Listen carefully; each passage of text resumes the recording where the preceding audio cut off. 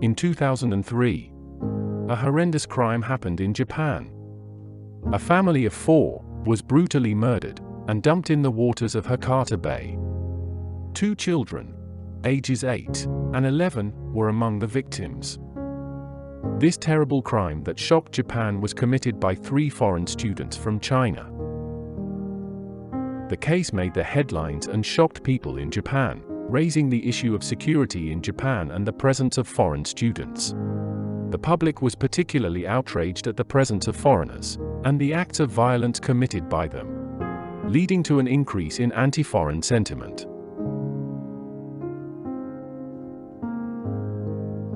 Fukuoka is the second largest port city after Yokohama and the 6th largest city in Japan. Since the beginning of time, the city has been a hub of global trade. Due to its proximity to the Asian mainland, the region has traditionally been thought of as the country's entryway. On June 20, 2003, the Fukuoka police received a call from a fishing boat working in Hakata Bay. 4 bodies have been found, handcuffed, and weighed down with dumbbells and iron blocks. The adult female is found naked, with horrifying cuts and bruises. Earlier that day, an elderly man reported his son's 4 family members missing. The elderly man told the Fukuoka police that he had gone to his son's house in the morning as usual, to pick up his grandson and granddaughter for school. He knocked on the door for a while, but no one was there to answer it. He looked over the driveway and found his son's car not there, so he thought they must have gone out without telling. But he felt something was not right. He contacted his son's phone several times, but there was no answer, so he decided to unlock the door using his spare key. Upon opening the door, he was immediately taken aback by the scene in front of him. The house is a mess, with obvious signs of searching and fighting. The bathroom glass was shattered and had some faintly visible bloodstains. Even the children's bedroom was a complete mess. Without hesitation, the elderly man called the police immediately. When the police raised the possibility that the family may have left in a hurry, the elderly man dismissed the idea immediately. The man said he was very close to his son, and that his daughter-in-law had visited him the night before, with his grandchildren, so they couldn't leave without saying a word. Linking the family's missing case with the bodies found at Hakata Bay, police soon confirmed the bodies' identities. These 4 bodies were the family of the elderly man's son, Shinjiro Matsumoto, age 41, his wife, Chika, age 40, and their 2 children, ages 8 and 11. Upon confirming their identities, the question that arose was, why? Why the Matsumotos had been killed, even his young children. Who could have done such a thing? Police carried out a detailed investigation of the scene in order to uncover any possible clues. 3 separate sets of footprints were discovered by police inside the house. The murderers may have entered through the unlocked window. The glass shower door had been shattered, but there was no broken glass on the scene, implying that the murderers had cleaned up after themselves. Human saliva and urine remnants are also discovered on the floor, suggesting that the victims resisted and struggled. The murderers may have remained in the home for a longer period of time, the police surmised, perhaps to search for and steal valuables or to commit additional violent acts. Cash was found missing in the house, but various items of jewelry and a computer remained untouched. The Mercedes that had been parked outside the house was also suspected to have been stolen. In addition to looking for the missing car, police focused on Matsumoto's social connections. Matsumoto and his wife were high school lovers. In the 1990s, they got married and had 2 children. Later, Matsumoto became the owner of 2 restaurants in Fukuoka, and business flourished over the years. But in 2001, Japan was hit by the mad cow disease. The illness brought about significant economic hardship, making it impossible for Matsumoto to maintain his restaurants, forcing him to close them and seek out alternative means of providing for his family. Eventually, he ventured into women's clothing. But the business did not fare any better than his restaurants. In March 2003, Matsumoto had to mortgage their home in order to pay for his new venture, and the money was quickly running out. He was forced to take out a huge loan to keep the business afloat, but despite his best efforts, the business was failing and payment deadlines were quickly approaching. Many people questioned whether the terrible crime could have been committed by money lenders, or did Matsumoto choose to end his life along with his family in order to get rid of the shame of failing and his mounting debt. Matsumoto's father quickly ruled out the possibility of suicide, because he has accumulated a sizable amount of savings and numerous properties over the years. He could have easily cleared off Matsumoto's debt. Furthermore, it is highly unlikely that the lenders will resort to such drastic measures to punish Matsumoto, because doing so would not be more profitable than allowing Matsumoto to carry on with his businesses and find a way to pay back the money. The police turned their attention to forensic evidence after making no further progress in this area. Among the victims, Matsumoto's wife, Chika, received the most severe injuries. They also learned that she had been violated. All 10 of Chika's fingernails contained a significant amount of dander. Police believed that Chika put up a fierce struggle against her attacker and that the dander was from her assailants. 3 sets of DNA samples were collected from the dander. On the other hand, the handcuffs discovered alongside the bodies are not those used by police. They resemble adult toys more. The dumbbells are the most common type, and can be found in any fitness equipment store. Compared to the dumbbells, the iron blocks on Chika's body are significantly heavier. Police investigated nearby adult toy stores and fitness equipment stores one by one. They quickly identified the stores that sold the said items, which are in close proximity to Matsumoto's home.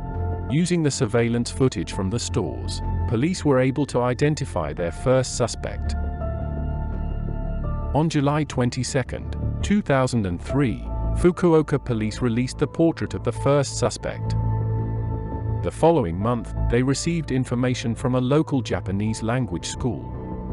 According to one of the students, the person in the portrait resembles his classmate, Wang Liang. Originally from Changchun, China, Wang Liang is a 21-year-old international student who comes from a wealthy family. He was sent to the local Japanese language school in Fukuoka to pursue his studies. His family had intended for him to enroll in a university in Japan, but he is performing very poorly in school. Wang is also a notorious bully at school. He has been caught beating up other students numerous times. In May 2003, Wang was expelled from school for assaulting another student.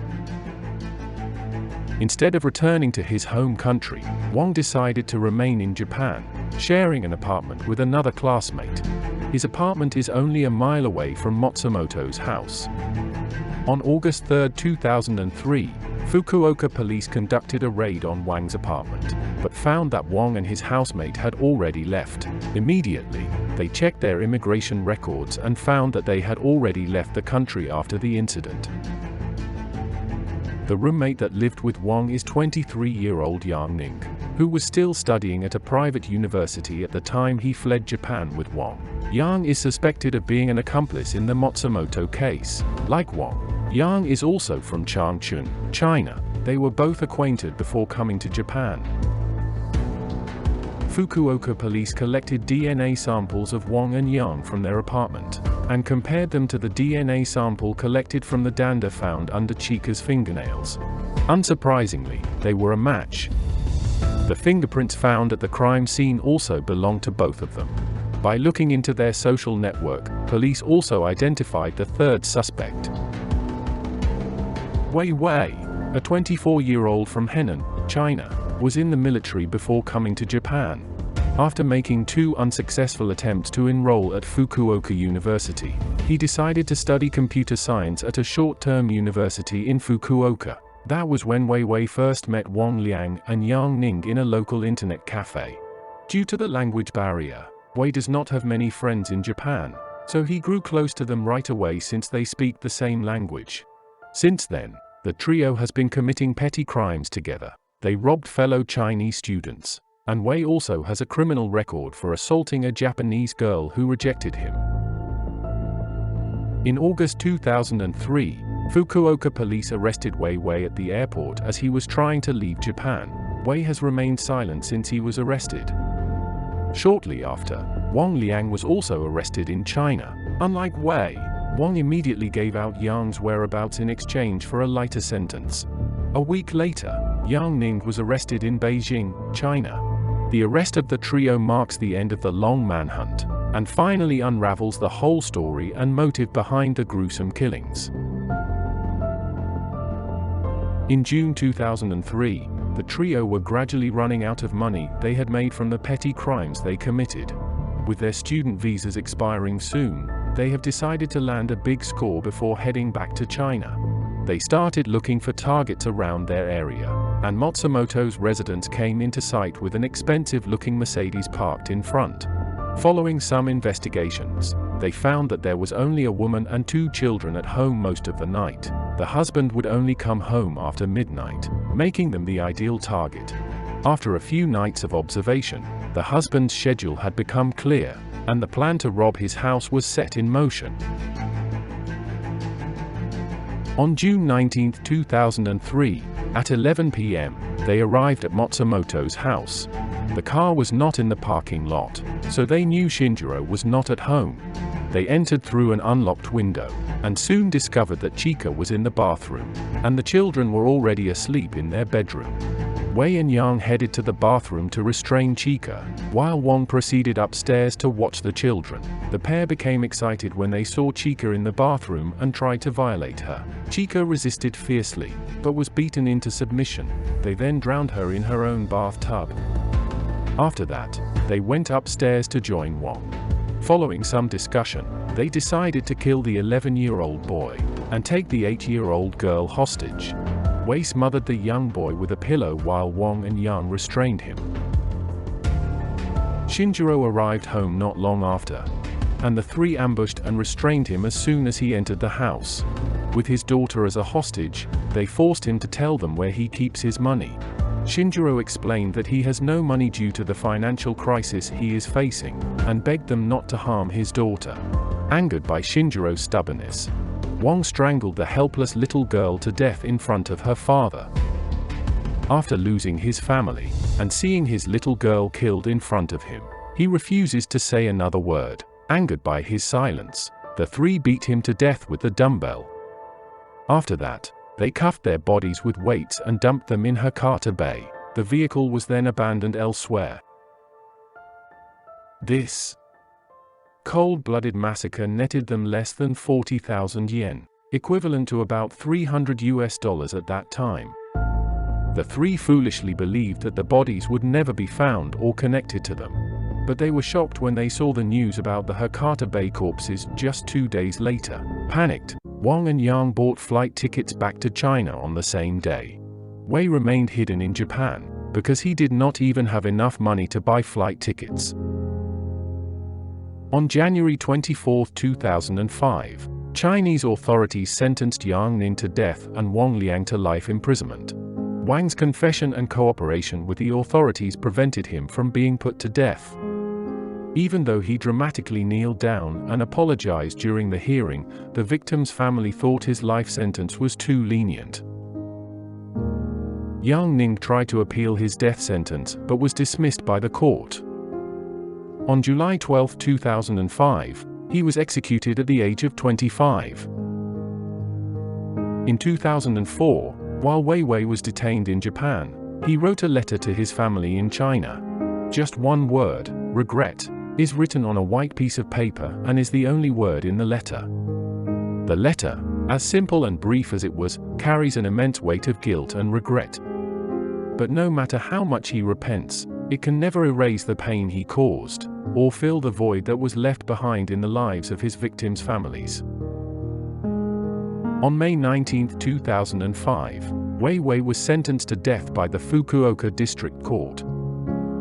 He was imprisoned for 6 years following the announcement of his death sentence, before being executed on December 26 at the age of 40, finally giving closure to the victim's family. This is the end of my video.